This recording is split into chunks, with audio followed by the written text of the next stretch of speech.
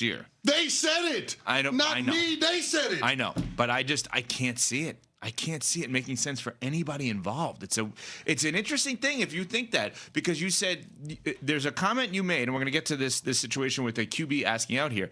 There's a comment you made previously. Go back on the podcast and listen, where you said, "How do you turn down like LeBron James if he wants to come back? Who is it bad for?" And Small said, "Well, winning a title." And you said, "But look at the money that you would make off of it, and you're a business." The question is, would it be bad for Luka? Would he be upset if LeBron was back next year? Like, if we sat here right now and gave Luka truth serum, do you want LeBron on the team next year? What do you think he would say?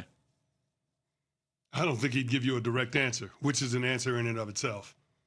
If he's asked the question, he would talk about the greatness of LeBron James. But if he's not asked it publicly, if he's asked, Chris Canty is Luka's best friend, gets him in a room. I don't know. I can't speak for him. I don't know what their relationship is. I don't know what...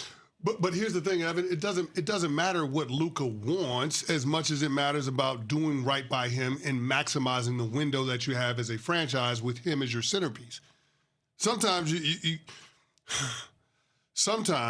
you got to protect the player from himself. So even if Luka wants LeBron James to come back, you have to acknowledge, hey, Luka, we can't put the team together in a way that elevates you and maximizes your ability with LeBron's salary slot still on the roster. Oh, I would guess Luka would say he doesn't want LeBron back. That would be my guess. Okay. Because he wants to just start this next chapter where he's... Here's what they have. The Lakers, very simply, have three guys as their three best players that are, in essence, point guards, not in point guards' bodies, that don't play defense. LeBron James, Luka, and Austin Reeves.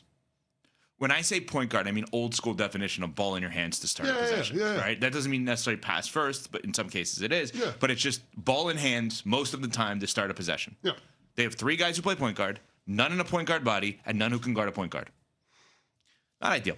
Anyway, the Indianapolis... Thank you for pointing that out, sir. Well, that was a good take, I thought. Anyway, the Indianapolis Colts a couple of years ago drafted a guy in the top 5 of the draft that everybody said, okay, this guy could be amazing. He reminds us of some of the bigger, stronger quarterbacks like Josh Allen or Cam Newton previously. Could he be one of these guys? And Anthony Richardson Sr.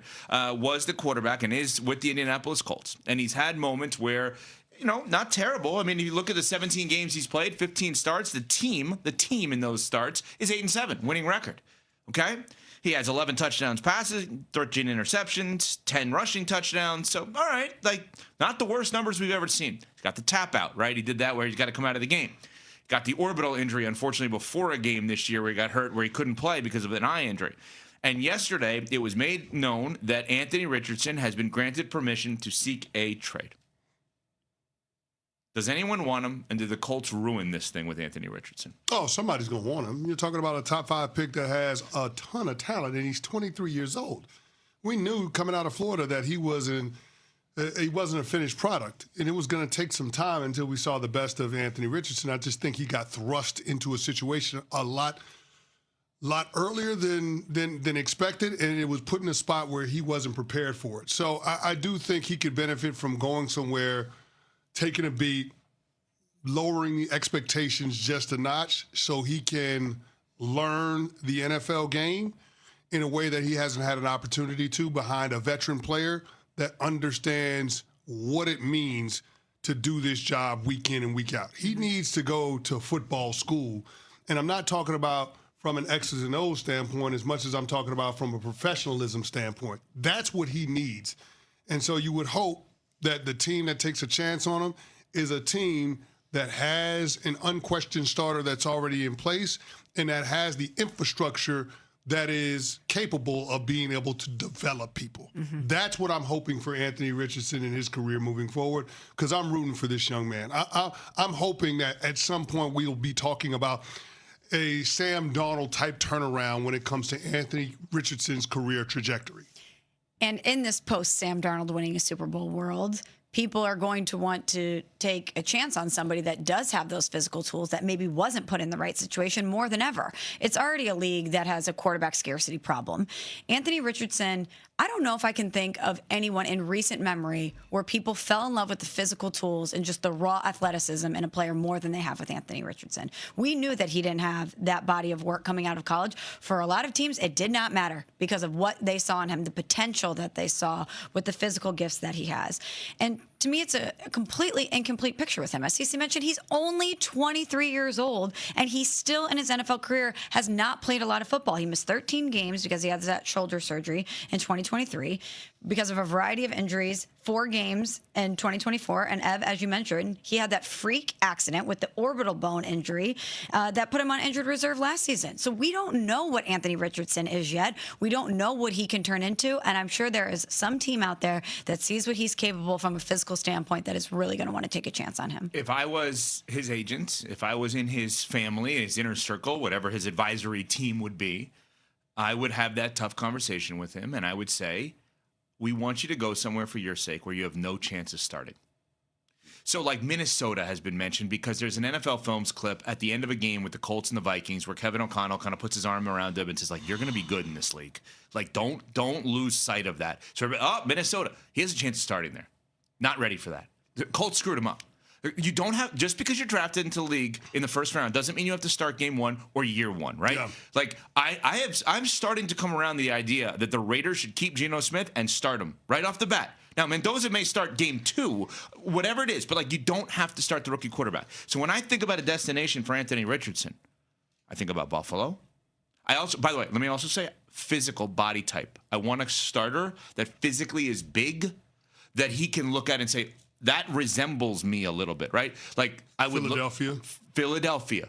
Good that one. Probably won't happen because Shane Steichen came from Philadelphia. So fair. That. Stylistically, yeah. But Buffalo. Green Bay. Malik Willis gone. Malik Willis was with Matt LaFleur. Like, but that makes I was sense. even going to say, so Philadelphia's a good one. Buffalo. Kansas City's tricky because he could start right away because if Mahomes is not ready, and I don't want that necessarily. If I'm with him, I would look at the Rams. Now, he doesn't play like Stafford at all, but Stafford is a big guy, and obviously putting him with McVay and that offensive staff would be beneficial. I would also look at the Patriots.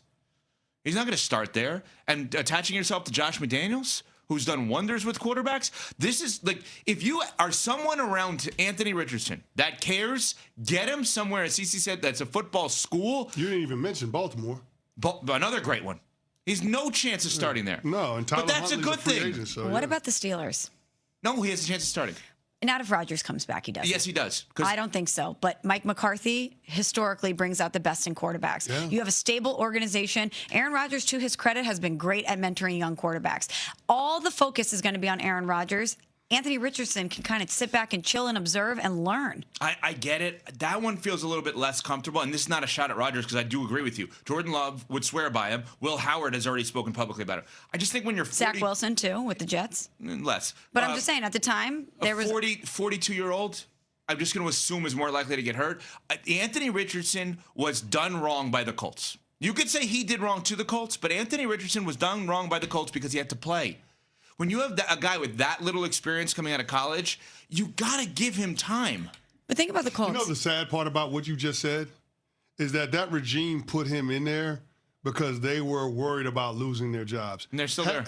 Exactly, they're still there. Had they known they would be there this long, no chance he'd play. The development plan could have been completely different for 100%. Anthony Richardson. Excellent and then all of a sudden, now we're not talking about them being in this purgatory when it comes to who their week 1 starter is going to be in 2026. And we're also talking about an organization that didn't put Andrew Luck in the best position as well. Exactly. You would think after what happened with Andrew Luck that this organization, more than any other, would look at what they had in Anthony Richardson from a talent standpoint and say, we need to have a foolproof plan here with this development because we cannot go down this road again. And it's more evidence that quarterbacks in this league, more quarterbacks are ruined than made. Mm-hmm. That's what it is. Like these teams that are habitual or line steppers and teams that repeat being in the top 5, top 10s of drafts, the reason why they can't find a quarterback is not because they don't get their hands on talented players at that position. It's because they mismanage the development of that player. Mm-hmm. And Anthony Richardson is just the latest example from the Indianapolis Colts. That's why starting quarterback has been a carousel for them post-Peyton Manning. Coming up, more news coming out of the Combine. We'll try not to fall asleep while talking about it. We're on Sportsmanlike, presented by Progressive Insurance. This week is NFL Combine Week. We're there in the room where it happens. All the news from Indianapolis.